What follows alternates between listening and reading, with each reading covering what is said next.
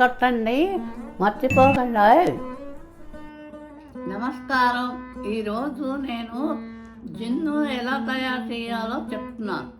దీనికి కావాల్సిన పదార్థాలు: 1/2 లీటరు జున్ను పాలు, 1/2 లీటరు మామూలు పాలు, పంచదార 1/2 పావు, మిరియాలు 1 చెంచాడు, యాలకులు 3.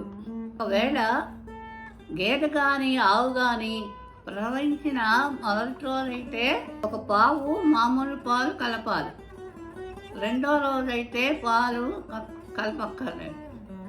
మొదటి రోజు జున్ను పాలు అయితే మామూలు పాలు ఎందుకు కలుపుకోవాలంటే ఈ పాలు చాలా చిక్కగా ఉంటాయి కాబట్టి పాలు కలుపుకోవాలి, లేకపోతే జీర్ణం అవ్వదు.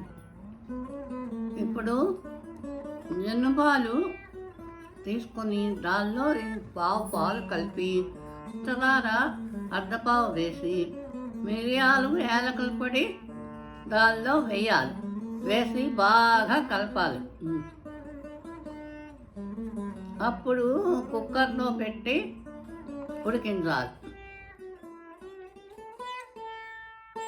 ఒకవేళ మీ కుక్కర్కి అన్నం అయితే 6 విజిల్లు కావాలనుకోండి, ఇదైతే 3 విజిల్లు చాలు.